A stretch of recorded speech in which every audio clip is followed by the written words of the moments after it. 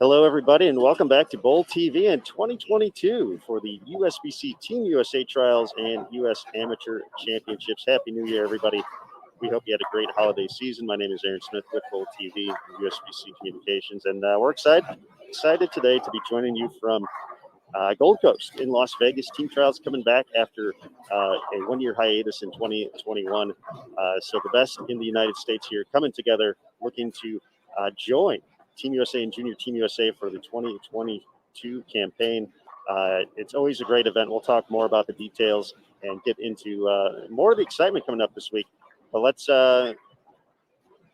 welcome in my broadcast partner here, the man, the myth, the legend himself, the Hall of Famer. Happy New Year to Emil Williams Jr. EWJ, what's up? How we doing, man? What's good with it?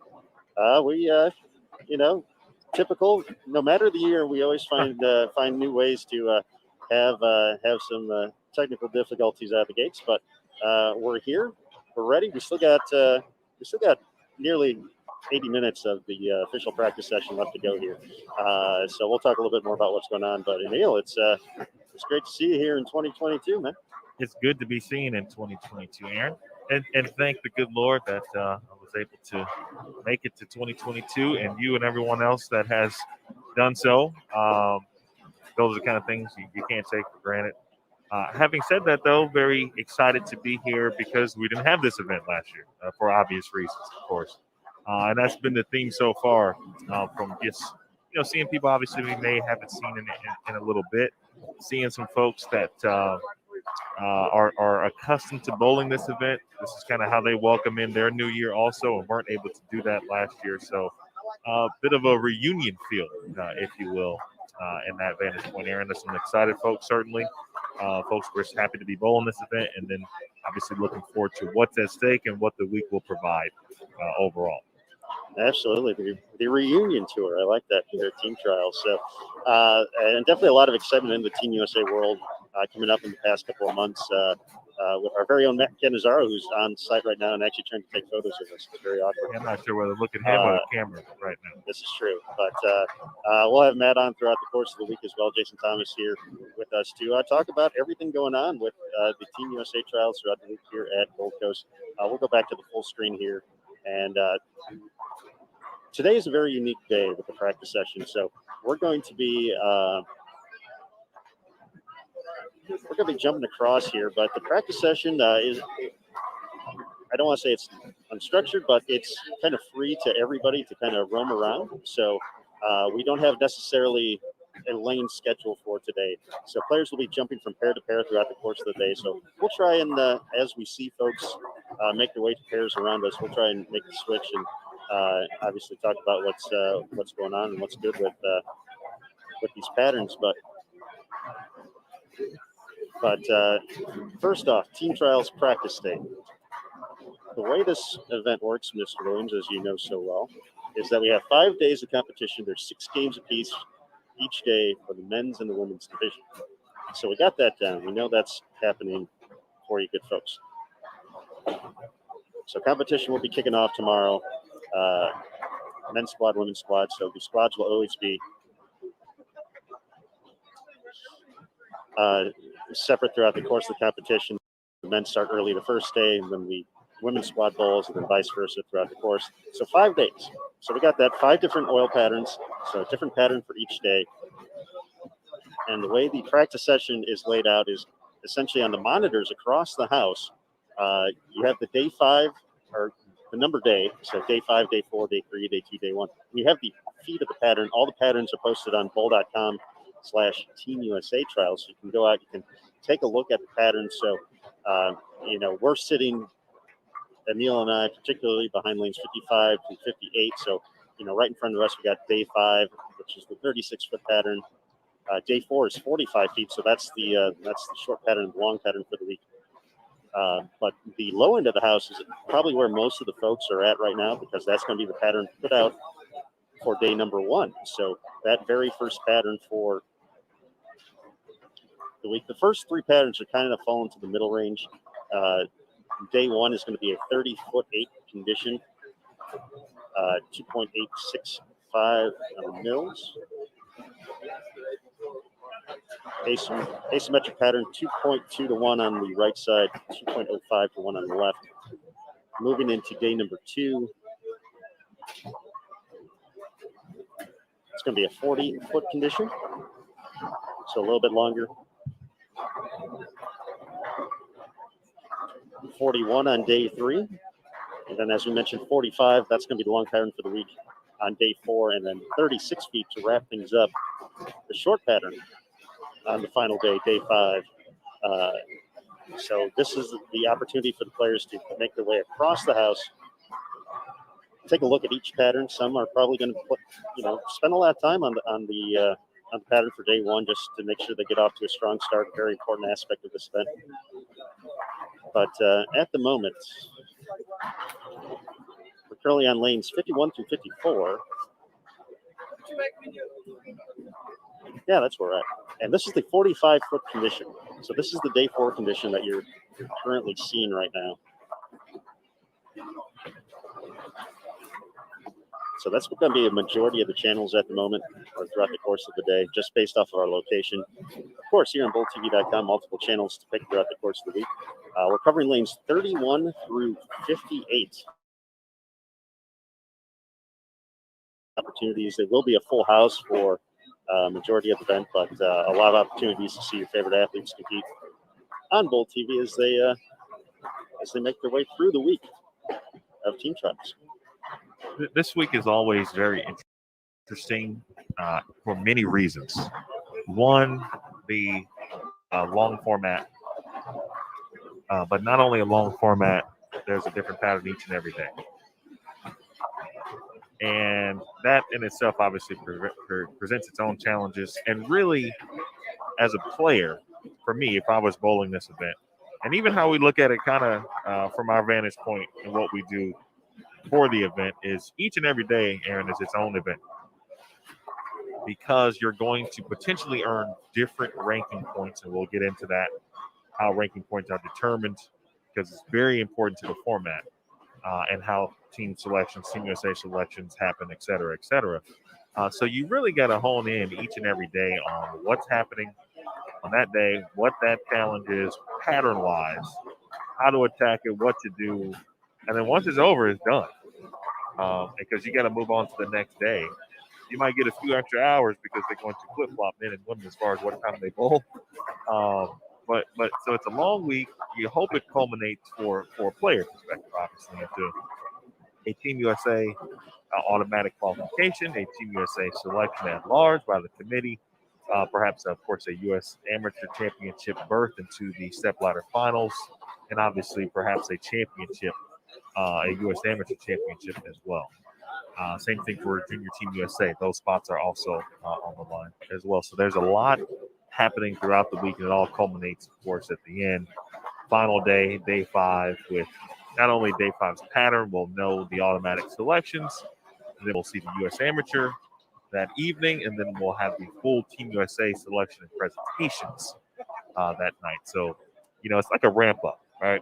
Oh, yeah. It's like a roller coaster in a sense where there's going to be some bumps for sure, but that trajectory up keeps climbing, and then we get to the end, which for all intents and purposes is really one of the best things that we do from a Bowl TV perspective, certainly, is being able to bring you the Team USA presentation.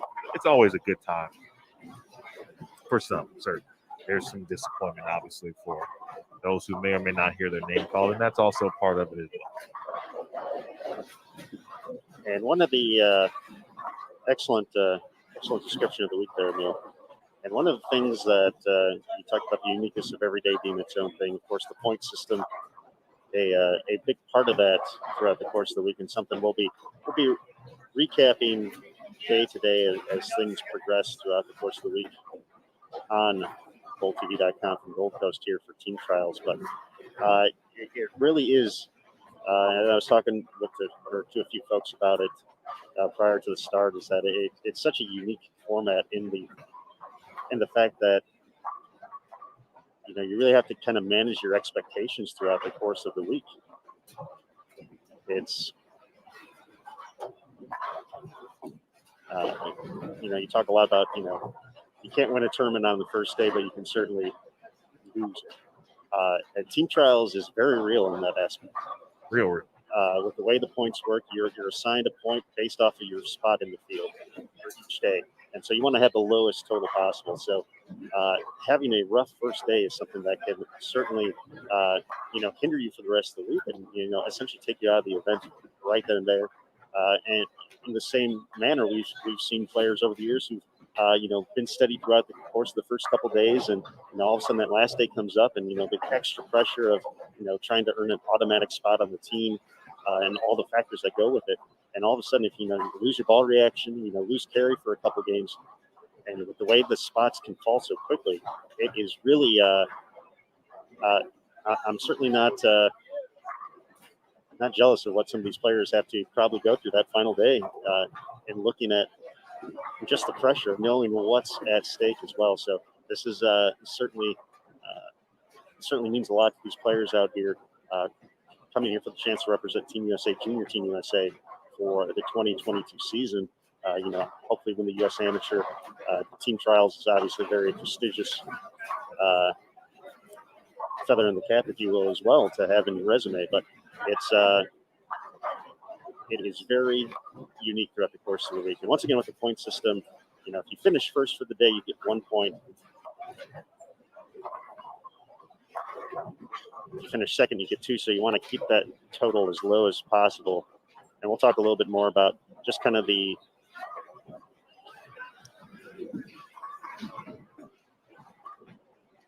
additional aspects of making the team and all that throughout the course of the week. But here at Bowl TV, we will be here each and every day. Right now, the practice session not only available on bowltv.com with just a login for the main station. Also, want to say hello to the folks watching on YouTube and Facebook. And as a heads up, once we get into competition tomorrow, you will have to head on over to bowltv.com to watch the competition exclusively. A few different options to check out. Team trials throughout the 5-day event, of course, leading up to, as Emil said, the stepladder finals of the U.S. Amateur. And the introduction of Team USA and Junior Team USA in 2022. But for those 5 days, if you're interested in picking up an event pass to just watch the live coverage throughout the course of the week, do that for $14.95. If you want to pick up a monthly recurring subscription, get full access to the site, that's $9.95. So, a great way to check out Bowl TV, especially kicking off the month. We've got a few other events on schedule coming up here in January. So certainly bang for the buck wise, pretty excellent option right there, $9.95 for the monthly. And once again, that gets you access to the whole site. So it's not just the live event, but the archive coverage, the other on-demand content available as well. Then we have an annual recurring subscription for those who are looking ahead to the whole schedule this year. Got a ton of excitement on bowltv.com. Of course, highlighted by the PWBA Tour coming back for another great season starting in May. The full schedule available on pwba.com as well.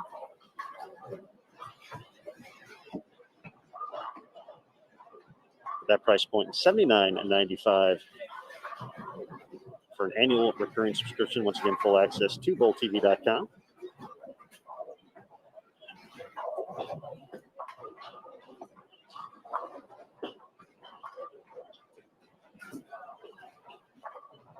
You get to check out all of the great action throughout the course of the year. So, event pass, $14.95. Monthly recurring subscription, $9.95. Annual recurring subscription, $79.95. Transaction fees to apply. And of course, the great Bowl TV community.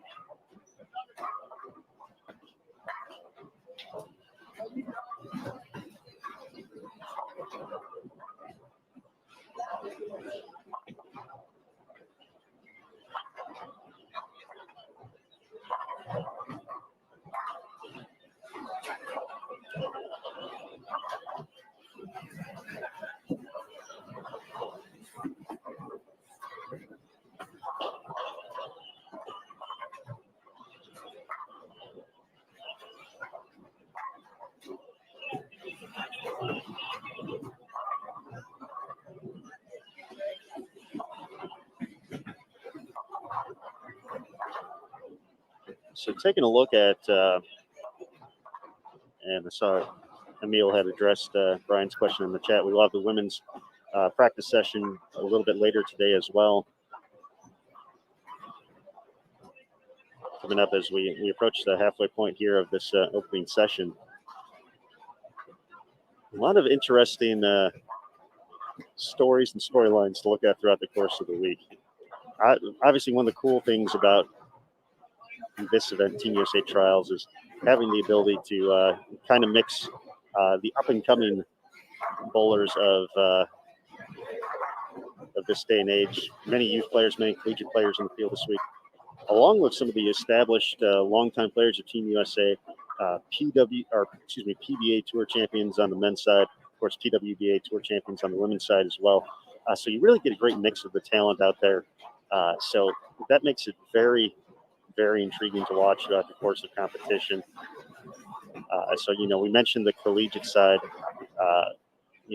Take a look at St. Ambrose University, which is one of the top programs for a couple seasons now, the runner-up at the ITCs earlier this year in 2021. They have 9 players in the field, which is pretty outstanding. That's just on the men's side that they have 9 players on the field. A lot of players from Wichita State, the ITC champion on the men's side in 2021, a little bit earlier. I can finally say last year. It's finally last year. So you kind of get that collegiate feel, but definitely a lot of star power and the big names as well competing throughout the course of this week. PBA Player of the Year, Kyle Troop, who's been a member of Team USA for the past couple of years, in the field this week, as is the reigning Team Trials champion and recently was named the 2021 PBA Rookie of the Year in Matt Russo. So a few players definitely to keep an eye on throughout the course of the week.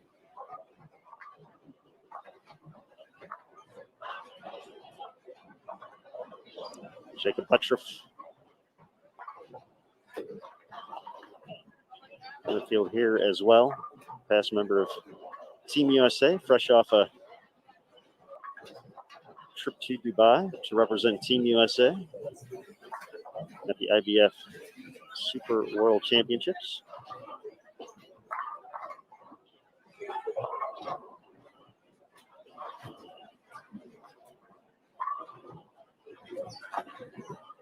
So really, when you go through the roster of this event and you kind of check everything out, there's going to be some new names for probably a lot of folks, but this is really going to be the starting point for a lot of these players who maybe we're seeing for the first time. Seeing players make a big impact at this event is one of those stepping stones that we've seen lead to future success for players. Thinking back to the success Solomon Salama has had over the past couple of years here at Team Trials, and how he has shown that success at different levels as well, including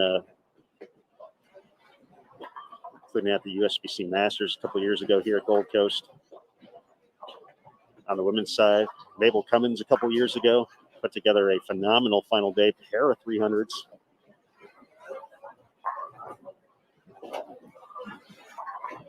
To go along with success she's had at Junior Gold and now at Vanderbilt University.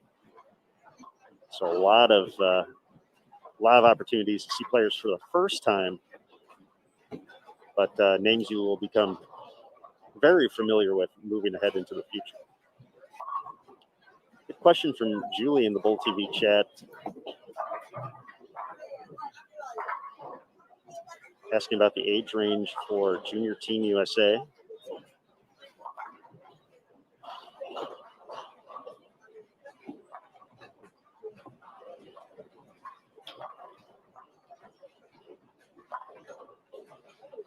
There are some differences from the last time that we held this event, with some of the things going on, making sure we're good to go for safe sport compliance for Team USA and USBC. There previously was opportunities for players who were a little bit younger to make Team USA and Junior Team USA But now you have to be at least 18 to make the adult team. So that's a new kind of wrinkle in just kind of seeing how everything Really? directs. Yeah, I can understand, and I'm sure there's a lot of factors that went into that decision. But I'm just looking at it just from a 16-year-old just does excellent work throughout the week, not having that chance to represent.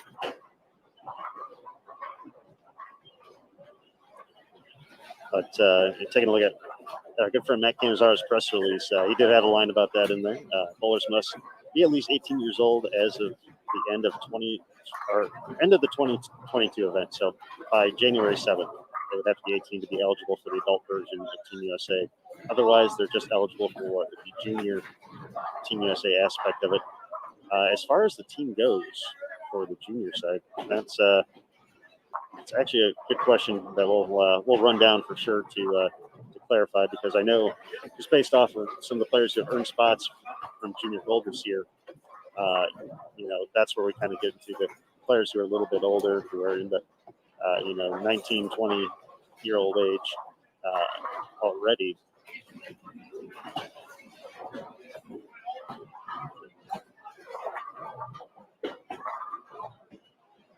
We'll definitely run that down for you throughout the course of the week to make sure we have that information available. See a question on YouTube from Kai X Sai. I apologize if I'm wrong there. The pattern, what you're watching right now, this is the day 4 pattern you're watching that we currently have on the screen. So that's 45 feet in length. You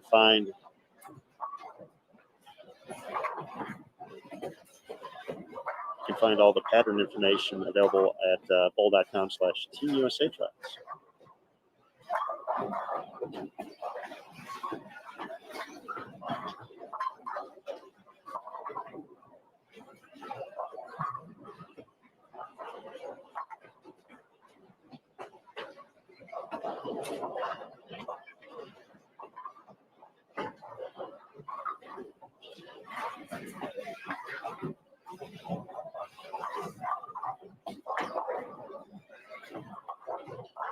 But typically, getting back to kind of the factors for junior Team USA versus Team USA, and kind of looking at that age range, we can go back to an event we covered in 2016. Those are all based off of the junior events, are based off of age, not necessarily your status as a youth bowler or adult bowler or professional bowler in some cases, because we've had those instances before where players have, going back to the World Youth Championships in 2016, Jesper Svensson was in the field after he had already been a kind of a household name at that point on the PBA tour, but due to his age, he was eligible to compete in that event. So it is age-based, so we will certainly run that down to kind of see the top end of that range, but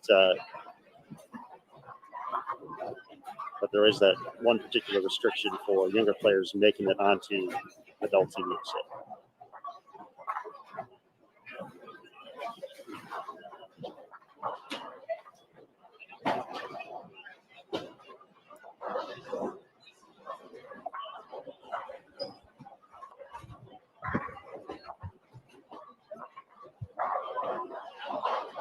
It's been a fast-paced day so far, man. That was a quick hour. It went by quick, yes.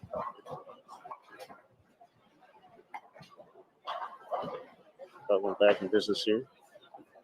We're rolling. If and when we get to that point where we want to make a switch, pattern 1 or day 1's pattern on 31 through 34 right now as Darren Tang, Kyle Troop.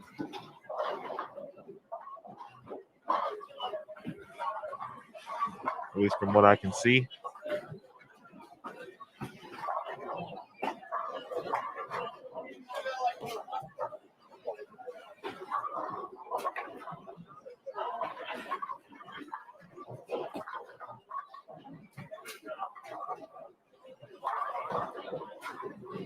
day three's pattern. My apologies. How many lanes in each pattern bank? You probably mentioned that already. I was not here. I did not, but I believe it's would be 12 because 12 times 5 is wait no, that might be more than that. Look at me trying to show off with math and failing miserable. I think every pair is in play. We've got 14 that we can see. We're on the high end. 14 lanes dedicated to day 5. So it's 14, not 12. So, which makes sense if every pair is open right now. 7 pairs, 14 lanes each section. So, well, unfortunately for us, that means we won't be able to get you day 1 and 2.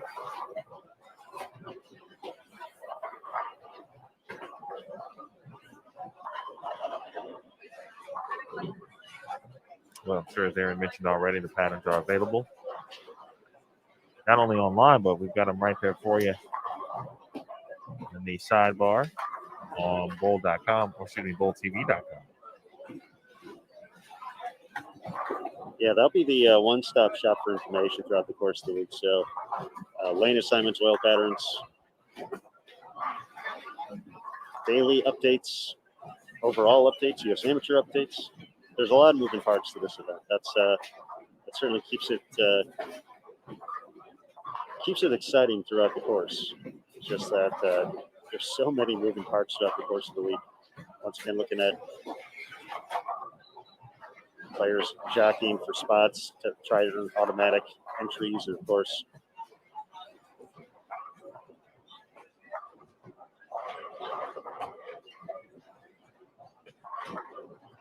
several players will be added by the National Selection Committee as well when it's all said and done. So, all things we will dive deeper into throughout the course of the week. But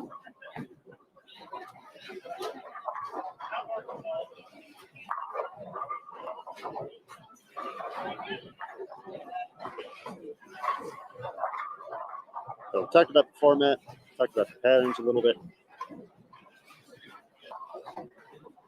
Let's dig into the selections, the kind of what everybody comes here for when it's all said and done, to hopefully earn a spot on Team USA, Junior Team USA for 2022. Starting with the adult team, the top 4 age-eligible men and top 4 age-eligible women at the 2022 Team USA trials, based on the ranking points that we talked about earlier, will earn automatic spots on Team USA, while 2 additional men and 2 additional women will be selected by the National Selection Committee from the pool of players that competed during the week at the Gold Coast Bowling Center, which we were at. Big thank you to Gold Coast, Mike Kaufman, our main guy, Luis, behind the desk, always taking care of us here. Shout out to Logan and his assistants yesterday as well. Now, on top of that, so that's 6 spots for the adult teams, both on the men's and the women's side. The National Selection Committee also will select additional men and women for the team based on submitted resumes. Those applicants must have been Team USA or Junior Team USA members within the last 10 years or among the top 25 in earnings during the 2021 PBA Tour season or top 25 in points during the 2021 PWBA Tour season. So there are going to be some players who have previously been on Team USA or some big names who may not be here this week. But if they fall into that particular criteria, they can submit a resume saying, I'm interested in, still being part of the team and will be able to make this event. So they are offered for consideration. And then finally, at the end of the week, at the U.S. Amateur Championship on both the men's and the women's side, the winner of that event will also earn a spot on Team USA if they are age eligible, the adult team. And if they have already earned a spot, then that spot will go to the next highest Team USA Trials qualifier based on ranking points. So if say the top amateur finishes 3rd overall, but they end up winning the U.S. Amateur, it will go down to the next spot from the points accumulated throughout the course of the week to earn an automatic spot for the adult Team USA.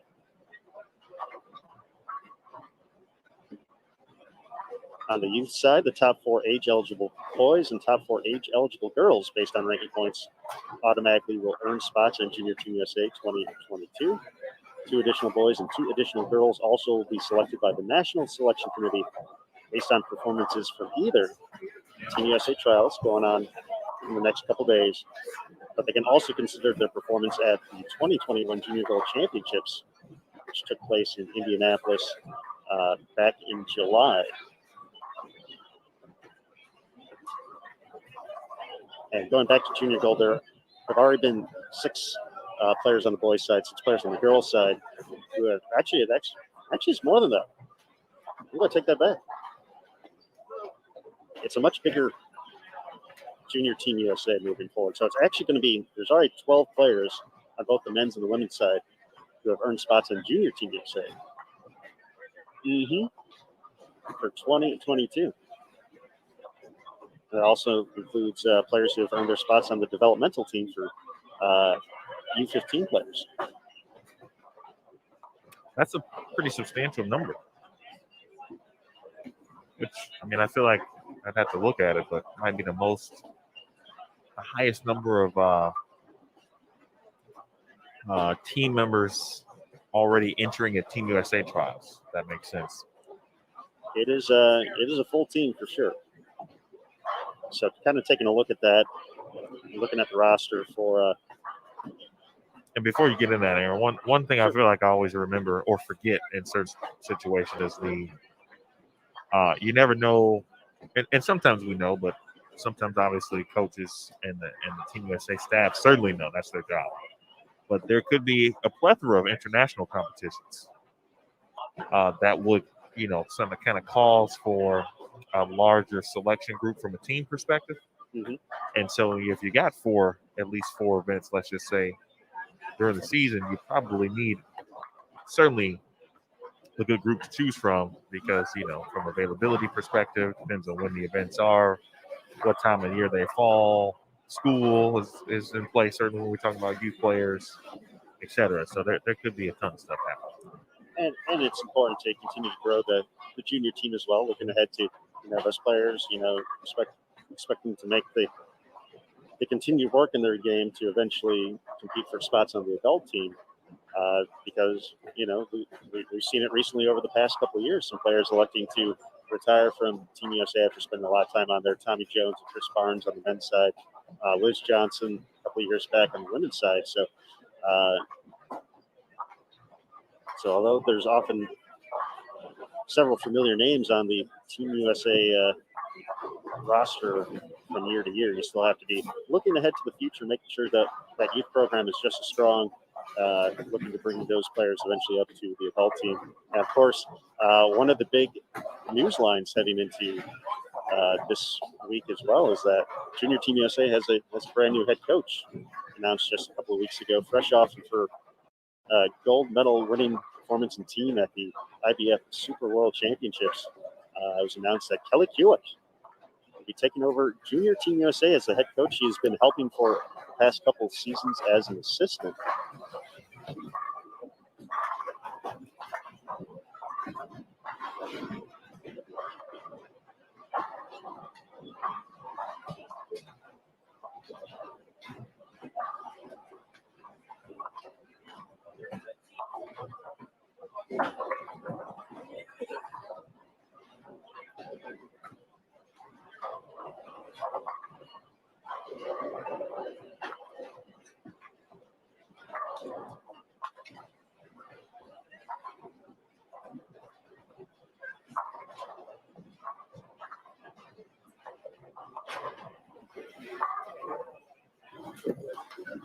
Shout out to Kelly.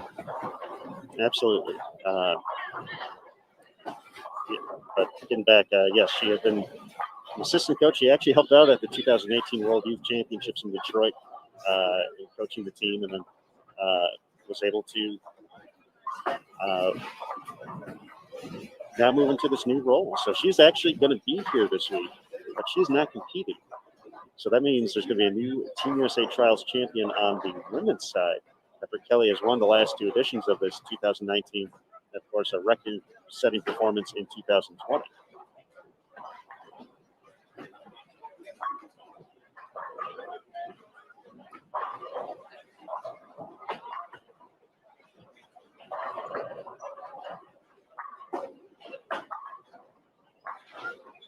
But to take a look at the players who have already earned spots on Junior Team USA, and not all these players are on the roster this week,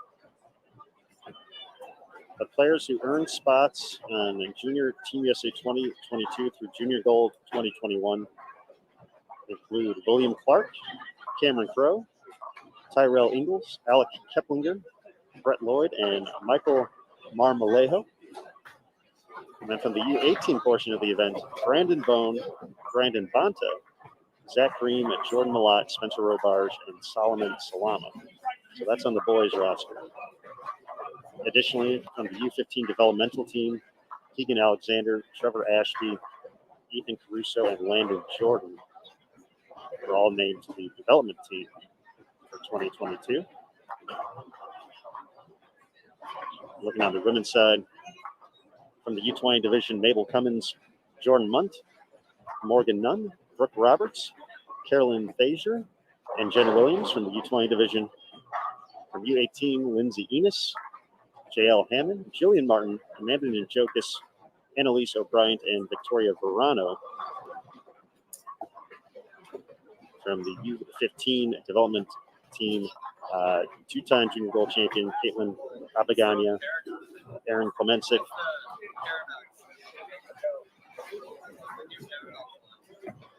Kayla Starr, and Savannah Taylor.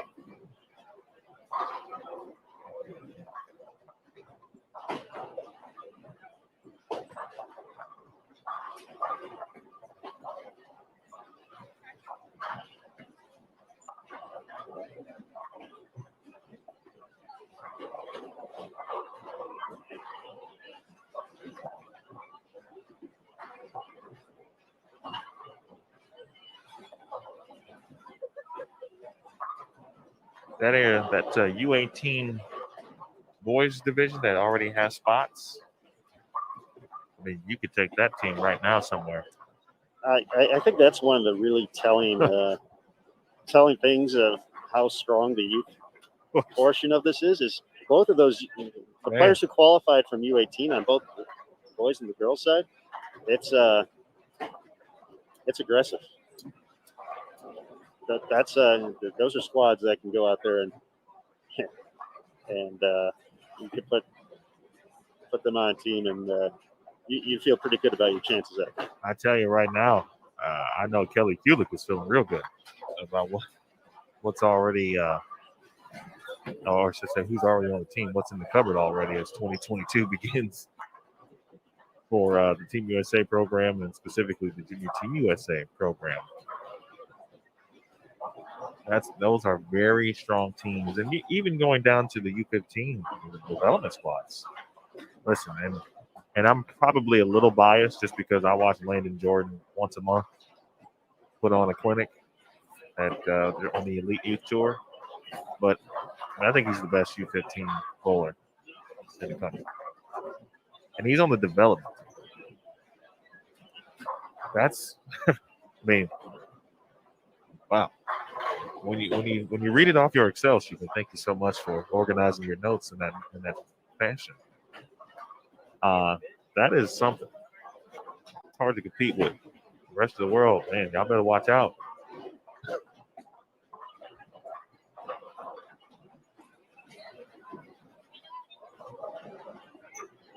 Better watch out.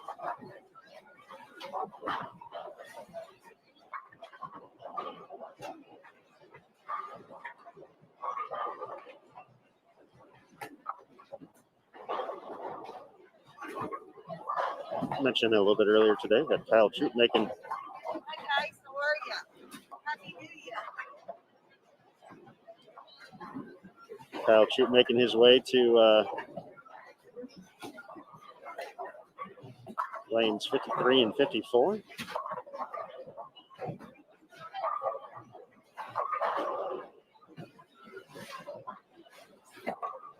Get to see Anthony Nyer.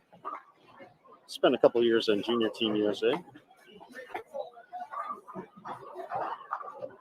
Now on to the PBA Tour ranks. Of course,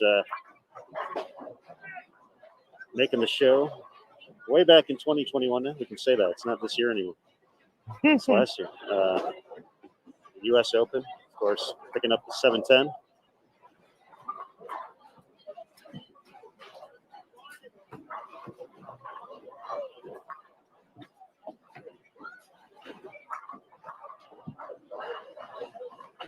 There's Kai. Taking a look at the 45-foot condition.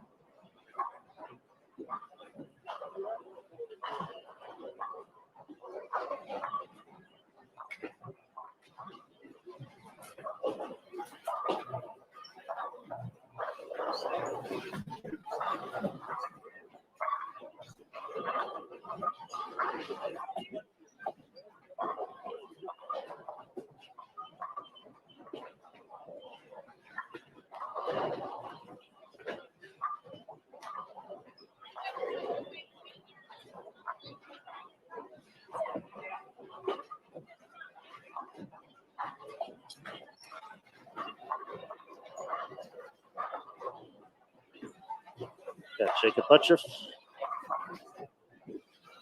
joining the excitement on 51 and 52 as well. He won this event back in 2017. Fresh off a you-know-what, Emil? A brand change.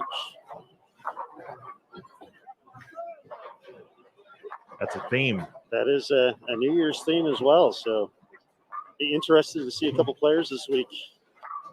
Of course, January 1st, usually the big announcement day for many of you folks, and most notably, two-time PWBA Player of the Year, Shannon O'Keefe, now with Rotogrip.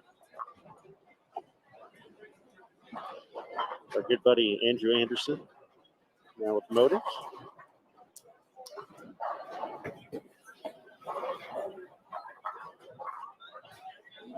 It's always something to pay attention to because it,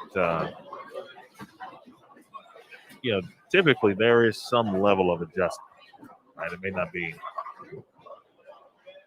expanded, but there is some level of adjustment. It obviously depends on the player and how long they've had a chance to throw some of their new equipment prior to, testing it out, so to speak, and, a real live dress rehearsal situation. So, for example, I know Nick Pate is bowling this week. Just made the move from Storm to Hammer. Mm-hmm. So be on the lookout for, but someone is Nick Pate's caliber, knows what he's looking for, ball motion, shape wise. I'm sure had many conversations about what should be in his bag this week, patterns, etc. So, look forward to seeing it all unfold. Kyle Troop has not had a brand change, but he did have a change. He added something to his mantle. Oh. It's a Player of the Year award. 2021 edition PBA. Shout out to Kyle. Excellent season. And a past winner of this event as well in 2018. That was, you talk about memorable performances or memorable battles of Team USA trials. And Kyle and AJ Johnson in 2018 was pretty impressive to watch. As you mentioned, Kyle did end up kind of creating some distance toward the very end to take home the title, but every day him and AJ were just 5th and 7th, 2nd and 4th, 3rd and 4th. It was that close throughout the course of competition, throughout them each and every day, just pushing each other really to make sure. That was the first time Kyle had made the team as well. It's a very fun time. Very fun battle to see them just push each other each day. And at the end of the week, and obviously they know each other, obviously good friends on tour, etc. But at the end of the week, they were also kind of participating in the competition part as individuals. They realized and knew, like, they've been going back and forth the entire week, so they were involved and into it, and both wanted to win. And it was a fun watch. That was my first team trials I saw in person.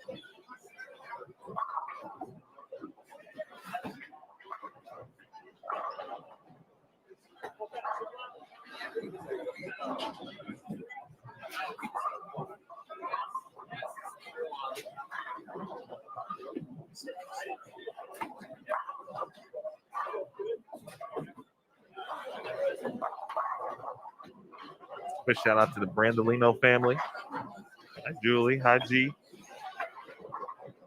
And if my man Jim is there too.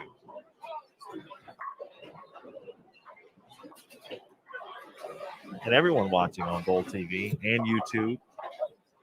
Our guy Daryl's been watching, I think, for a minute. Donut Daryl. I was disappointed to learn he wouldn't be here, but in his honor. We do have donuts in his honor, though. We do have donuts, courtesy of the wonderful Chris Pulliam. Unknowingly substituting for Daryl.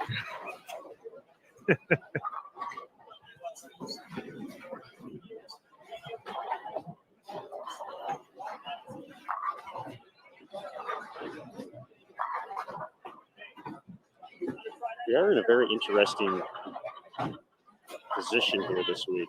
Typically, for those of you who have been to Gold Coast, we're usually just, you got the row of seating before you get to the 2 steps down to the bowlers area. We're usually up there, so usually everybody's behind us, walking around. It's a little different today. We're a little bit. I'm going to bring us on screen for a second there, Mr. Williams. There's two. We got handshakes going on. It's a very live environment so far, but it's see, there we are. But we're pushed back against the back to where the lockers are at here. So we actually have the whole walkway in front of us. So everybody's coming back and forth. So it's a unique situation. It feels like we're actually having the chance to. It's like we're college recruiters almost. Like we have our station set up. People are walking by. We have a table. We don't have any literature. We have some bowler journals right by us. We can hand those out. We don't need any literature. We have prestige. Tradition. Facilities. We got Chris Barnes right there, too. Chris Barnes. Walking by. So it's a little bit different for us, but maybe some NIL deals. Oh. But I like the kind of like it. We're just out here doing our thing. It is a different perch. I like it too. We can see everyone and everything. Not everything, obviously, in this literal sense, just because of where we are stationed. And this is a 7-lane bowling center, so physically we can't even see right now past lane.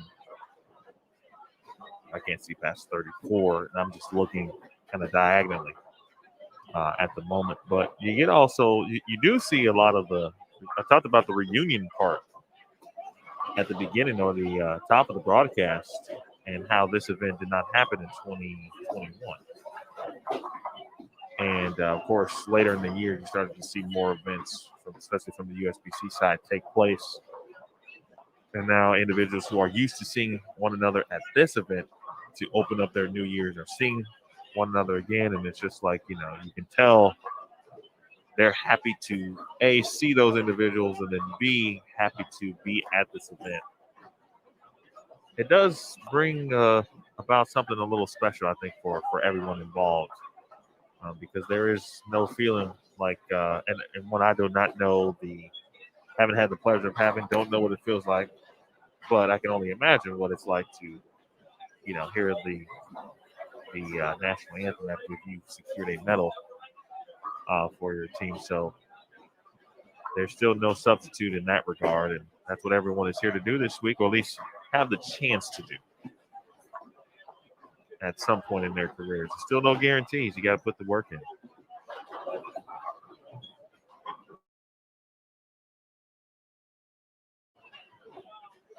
And if you could compete with Team USA in the program, and if you could choose maybe one international destination to compete in, what will you choose? It's a very interesting question. Could be multiple answers. I mean, technically, it doesn't matter because the playing field's exactly the same. You know, I mean, that aspect of it, I really can't think of an international center or anything like that. Well, what about city? That would draw me, but it'd be more about Country. What could I see in the country itself? So, but then it gets selfish. It's like, what would I want to do on vacation? Not necessarily, you know, like it'd be awesome to go to Ireland. I'd love that opportunity, but that's for selfish reasons. But based off of what I saw, provided by the excellent work by Matt Cannizzaro throughout the course of the week at the IBF Super World Championships, the Para Bowling World Championships as well, the first time for that event, and the Masters portion of that, which is formerly the senior portion of that event. The center, they bowled at in Dubai, and kind of everything going on with that event and that city, that seemed like a pretty fun experience for the players out there. I would agree. It looks solid. Dubai has been long been on my bucket list, if you will. Matt did a great job there, as he always does.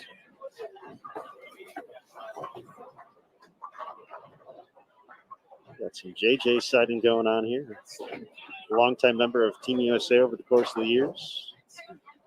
One of the nicest guys out there as well. One cool thing to see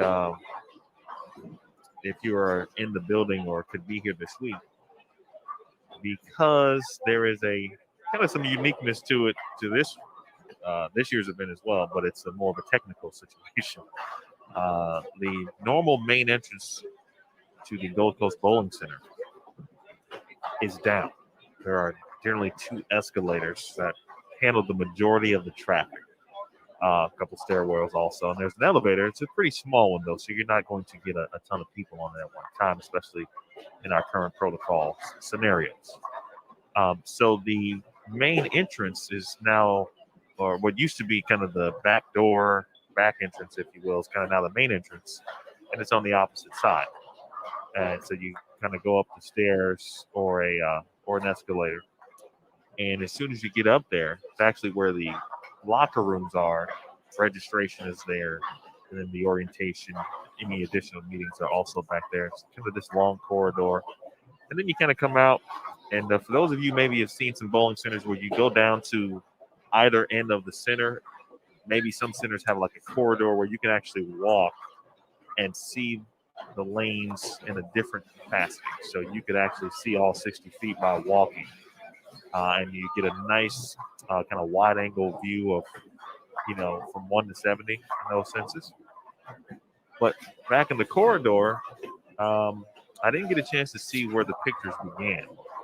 But similar to ITCs, where they'll have canvas photos from past champions, they have canvas photos of past Team USA squads, both men and women. And so as you're walking, each year goes by and you get a chance to see all the teams, and then you get also a chance to see, because many of these players literally have made a living on Team USA, so you get a chance to see them each and every year as you're walking through the corridor. I thought that was a very nice addition, a nice added touch to what the event really means when you break it down. Yeah, and that's something I think if we had the initial setup of that we're used to, that's something that wouldn't have happened. So an excellent job to kind of improvise with things going on and having those prepared and made. So big shout out to the tournaments team for looking at that, the marketing crew as well for their efforts in putting all that together and get things going, getting this place looking great. You can see on the lanes right now, we've got the masking units as well. Bull TV, Future for the Sport, US Amateur, Team USA Trials. We've got Cameron Crow up there. Safe travels, my guy Cam. Get here, bro. Safety first, though. Safety first, indeed.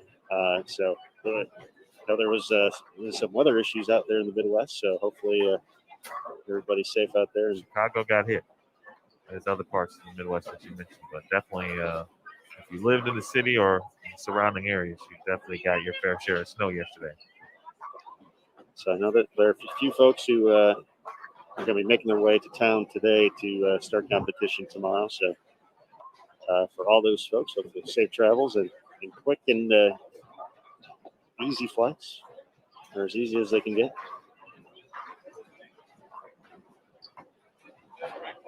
Here we've got about 25 minutes left.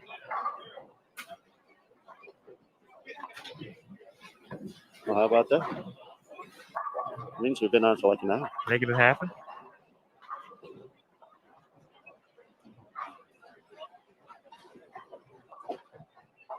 Let's kind of wrap up men's coverage here of practice. Again, the women will practice at 2 p.m. local or Pacific time, 5 p.m. Eastern time. Take a quick opportunity to toss the schedule up there on the screen too. Kind of see that for today. And then kind of a steady schedule after that. 11 a.m. Eastern, 6 p.m. Eastern. Just rotating the different divisions, though, having the men kick off competition tomorrow, then the ball second, day 2, but back to first, second. So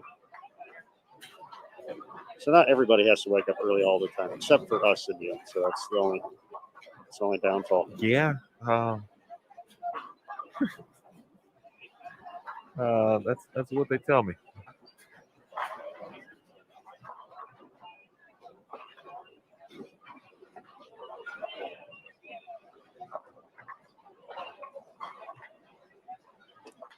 The layout will be the same as well for the women's practice session coming up, 2 hours. They'll have the same pairs. They do have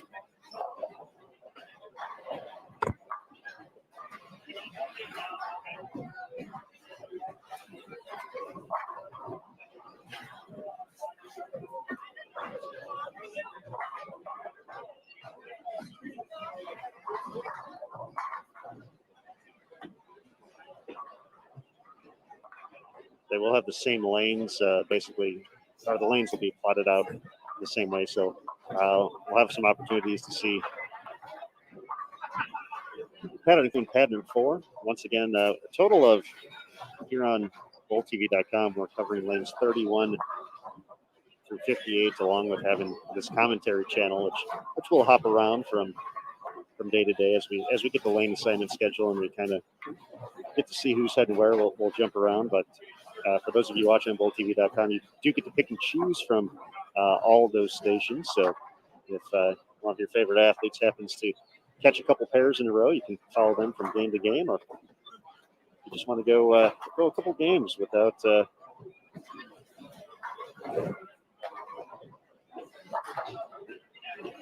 hearing us banter, you can do that too.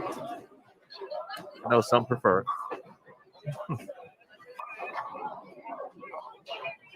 We always talk about lane conditions and for various reasons.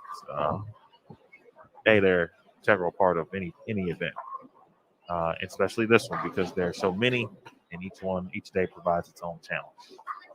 And so when you look at the patterns, just from what we've been able to see today, and I haven't been able to see with my own eyes day 1 or 2, but got a chance to see day 5 a lot.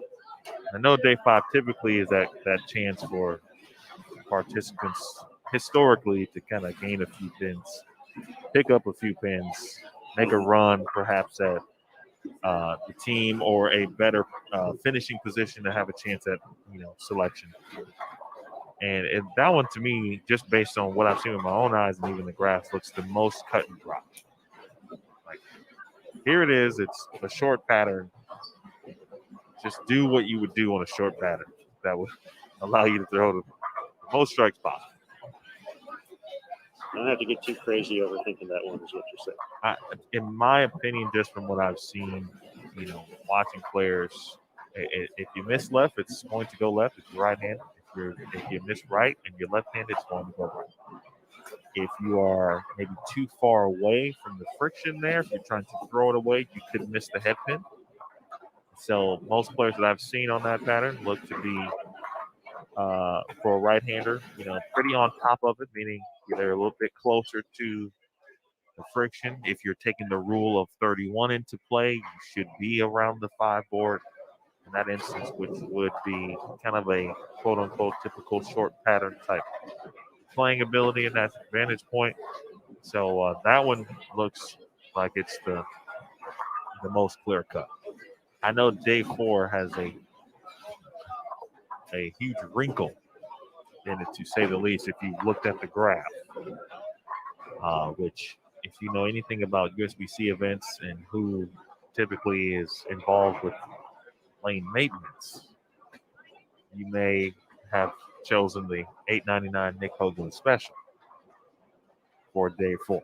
Get it while it's hot. Get it while it's hot, because I think it's one of those things where it looks funny, and obviously there's some level of challenge to it, but I'll be interested to talk to some individuals about what they think the pattern will, or how they think that pattern should be played, and then of course what happens when we get to that point, and see if that knowledge base will line up theoretically. Did make a switch with 51 through 54. Wasn't getting used too much, so we headed over to 55 through 58, highlighted by AJ Johnson over on 55 and 56 right now. Longtime member of Team USA, part of that trios win at the IBF Super World Championships for Team USA.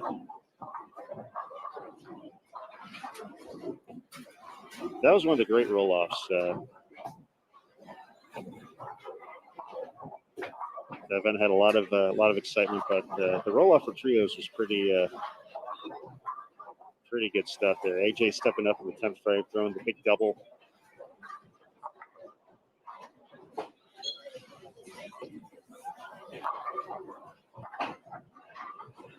Forced Korea to do the same. They got the first one, were able to get the second.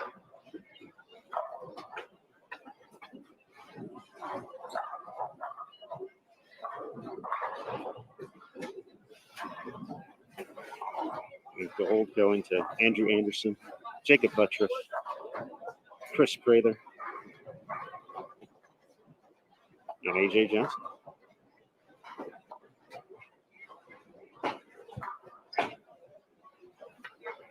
I think at the end of this, as we get closer to it, why don't we take a look at?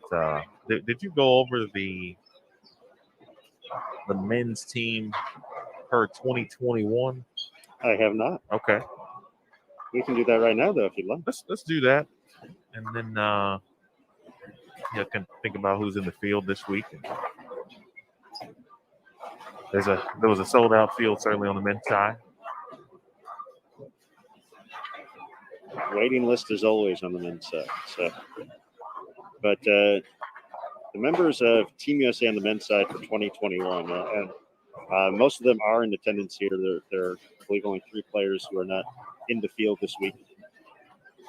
Andrew Anderson. Andrew is not on the roster this week, but plenty of excitement there. Heading over to Motive. Big announcement yesterday. Jacob Buttriff. Saw Jacob out there already today. Cameron Crowe.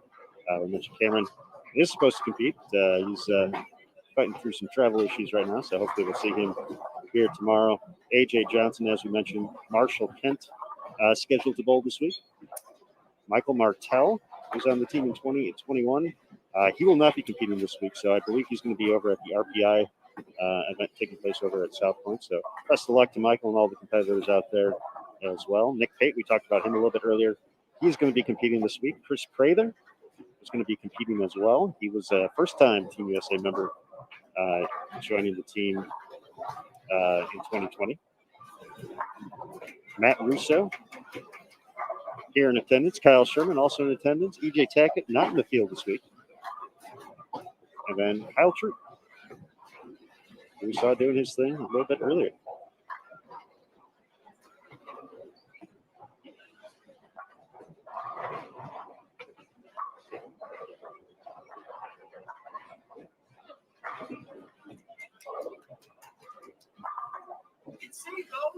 One of the things that I really like about this tournament as we get into our final 15 minutes or so of the practice session is there is that great ability for interaction among players who, are at that high school level, at that collegiate level, to get to cross, to get to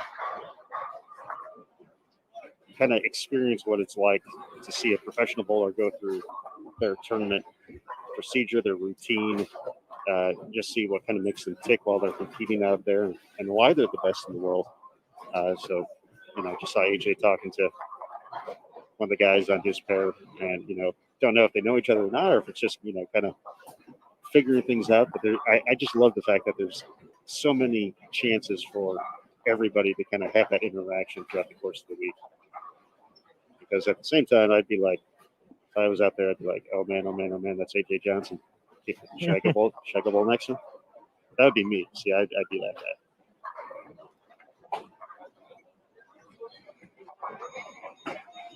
But I believe historically the way this event has worked, you get a different cross every day. So a lot of opportunities to mingle with players throughout the course of the field.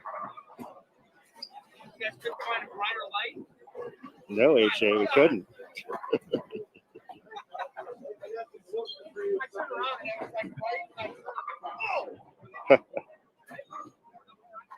So you can talk about AJ Johnson. He comes over, give us a hard time about our ring light. He's a funny and cool individual. He is. I agree. We should make him stand in front of the ring light now. Yeah, now that he's called it out. He's asked for it. Big shout out to all our folks watching on Bowl TV, Facebook, YouTube. Shout out to the good doctor, Dr. Weems, and all the good people in San Juan right now, Puerto Rico, EYBT. I see y'all. EYT is out there doing their thing too. Hi, Katie. Is Katie not here? It's not. She's talking to us via social media.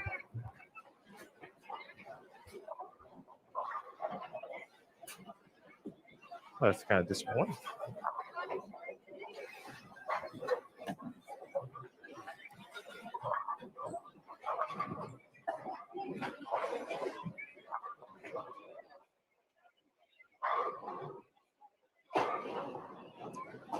Aaron, you just mentioned that you think the cross is a little is different for the players each day.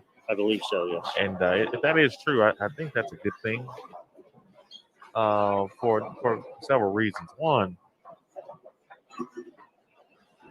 we mentioned that it's with a new pattern every day, it's a new tournament. So if you get a new cross every day, everything is still new. Because you don't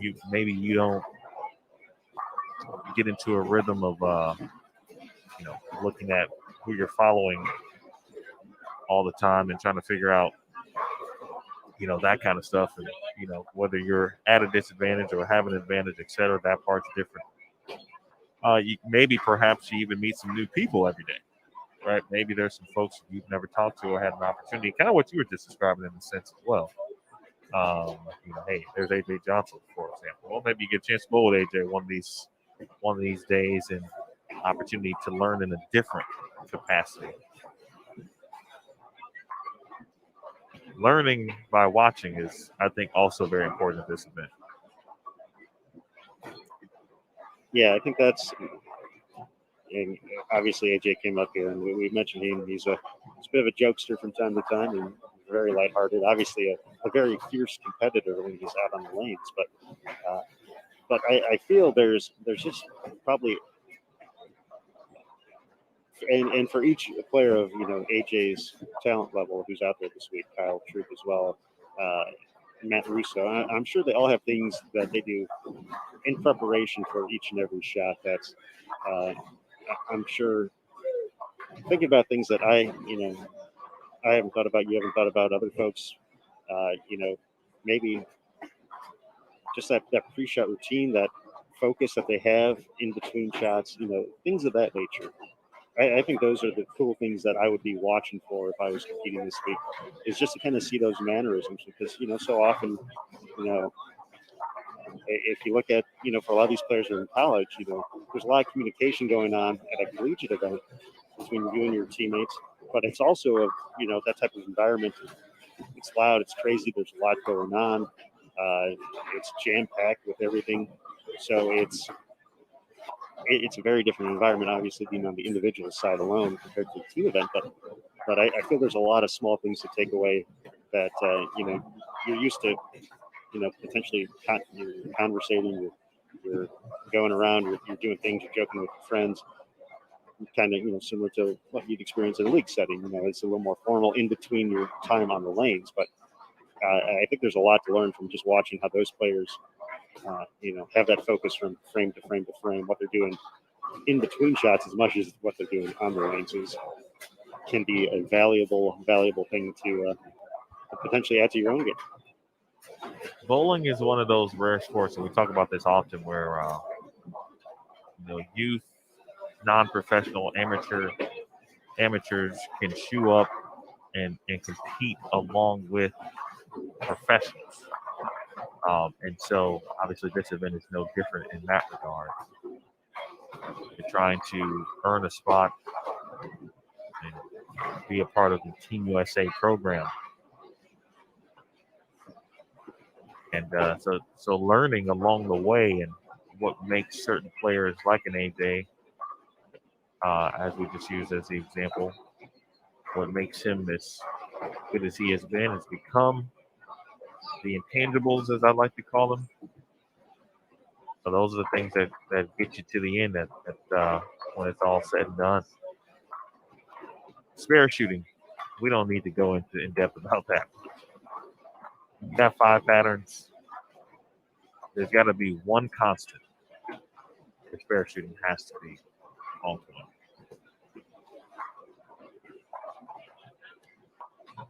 And we talk about, and that was part of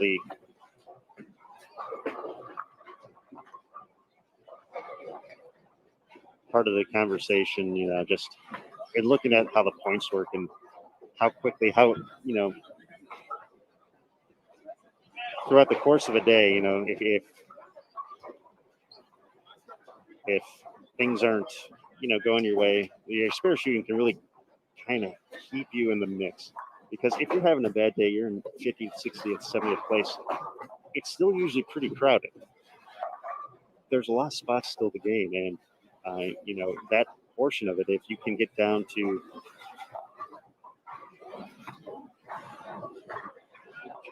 those final few games, find a look, all of a sudden you can put up 240, 250 finish. The amount of spots you can jump are just crazy, and all of a sudden that day that really didn't start off so great turns into a manageable day that still keeps you in the mix of everything heading into the remaining days. It's because taking care of business, filling your frames. I don't remember which year it was, but Shannon O'Keefe did not have the best start day one. And she ended up finishing second, third. But if not for the slow start on day one, she probably would have won. But again, it goes to show what a long week perhaps can do for you with the right mindset, or not do for you. in the same breath. But at the end, you don't want to, you don't want to go too far down the cover.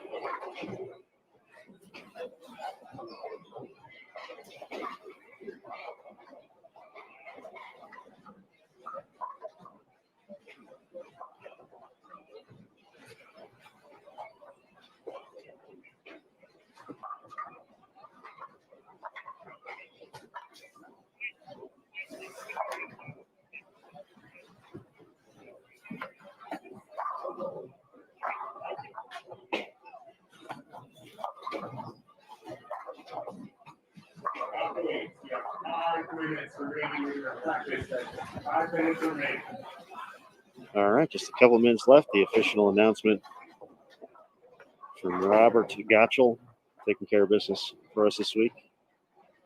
Emil Williams Jr. answering questions as well for those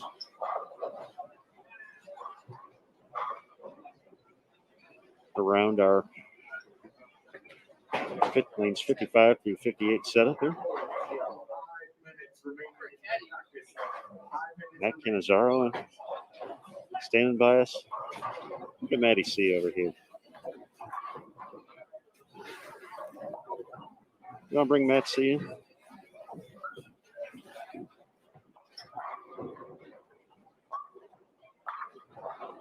Matt should take my headset for today, right? Come on in, Matt. The water's fine.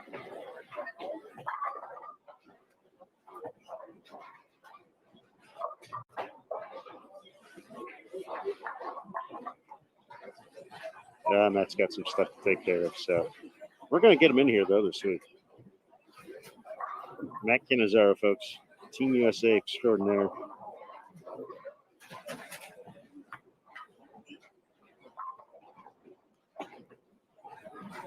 No, we definitely will. He's got plenty of stories to discuss and talk about over his time covering this team in the program, which has been many years at this point. Even just discussing his and the team's departure will be a great listen and talk about some of the things that he witnessed, not only this season, certainly, but previous years also.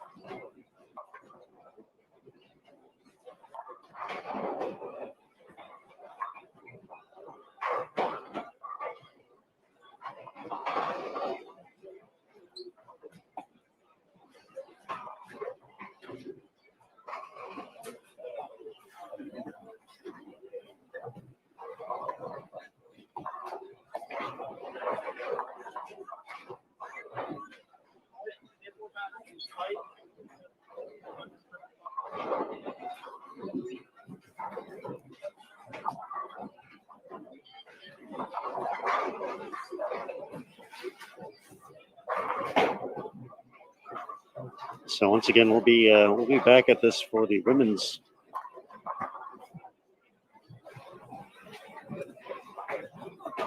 official practice 2 hours from now. 2 p.m. local time here in Las Vegas, 5 p.m. Eastern. We got some bonus vlogging going on at the moment. Darren Tang and AJ Johnson. There'll be a lot of that this week. Got Kyle Sherman here as well. Good. It's been a nice addition, I think, to how we as bowlers and bowling fans now consume bowling content and things we learn. So, Brad and Kyle, at least to my knowledge, kind of started that trend, and several youth players certainly have picked up that baton and continue to ride with it. Darren Tang has been excellent, and content he is producing on his channel. Of course, Darren lives locally as well. He just did a video last week about his arsenal and how he chooses it.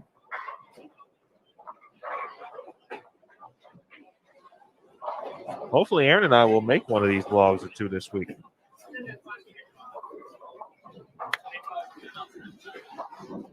There's a lot of pressure on us now. It is. I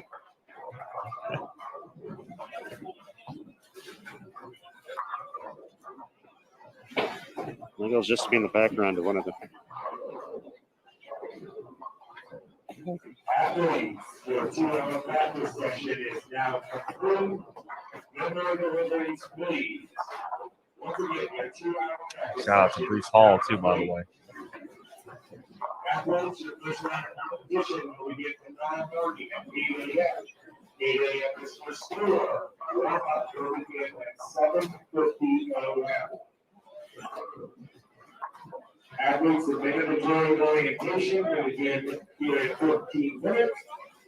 Located in Salon J, just down the hall from the back hallway.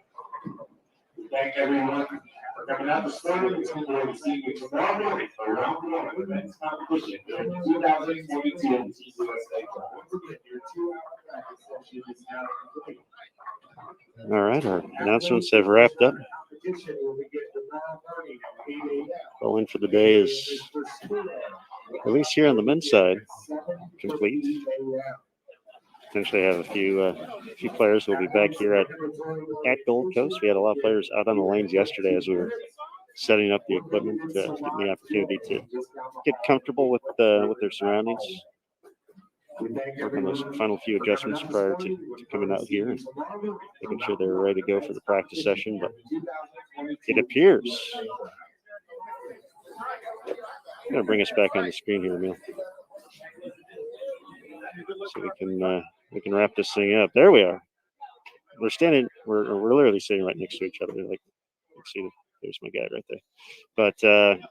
But yes, working the double screens here as we wrap up the men's official practice session here from the 2022 USBC Team USA Trials and US Amateur. Obviously, with the way the practice session was worked out, we really didn't get the opportunity to watch pattern number 1 that's going to be out in the competition kickstarting tomorrow. We saw a lot of pattern 4, though, so the long pattern we got to see a lot of here. But we'll get to see the women's field take to the lanes in just 2 hours. And we'll be here once again on bowltv.com, have all the channels up and running for you to check out as we get one day closer and a couple hours closer to the start of Team USA trials, Mr. Williams. Indeed. It should be fun. Hopefully you guys get a small picture. We obviously couldn't show you every pattern from the session today, but be sure to utilize the available graphs on bowl.com/Team USA trials or the bowltv.com sidebar. That's the resource this week. All the information will be there from daily standings and the overall standings as the week goes on. And again, each and every lane condition. Same thing for the women. Those will be released, about 30 minutes prior to? It was an hour before earlier. Hour before? Yep. Okay. Mm-hmm. So those will be up in about an hour from now, but we'll check those out. Go over some of the things we went over, some of the basics of Team USA trials again this afternoon. And then we'll get into some specifics with the women's team and the women's squad, both Junior Team USA and the adult team as well. And talking about, the cool photos and the trips down memory lane. There's a couple of players who may be on every single photo back there. and we'll talk about who some of those players are when we get into it in just a couple of hours. Yeah, that's in play for the Shannon O'Keefe's, the Shannon Pluhowski's, Stephanie Johnson's. They've been part of the program for quite a few years now. So, but they've racked up the medals, of course, representing Team USA. So, folks, we're going to go ahead and wrap things up here to get ready for the next session coming up. Once again, 5 p.m. Eastern to local time here from Las Vegas. So we want to take this opportunity to thank the USBC and USBC Board of Directors, the BPAA, and their Board of Directors as well. Kegel, the official lane maintenance provider of the USBC. Our guy Bill out here this week doing this thing. I Am Bowling, the official uniform sponsor of USBC Team USA and USBC Junior Team USA. Of course, the competitors this week, both the men's and the women's field, going to provide a lot of excitement for us to watch throughout the course of competition. Of course, all you great folks as part of the Bowl TV community, thank you for supporting. So from all of us at Bowl TV, I'm Aaron Smith. Thank you. Good night. And remember, on Bowl TV, bowling lives here. Emil Williams Jr., Jason Thomas, Matt Cannizzaro as well. I forgot them, but never again. All right, folks, we're going to go ahead, take a break, and we will see you shortly here on Bowl TV. Thanks again.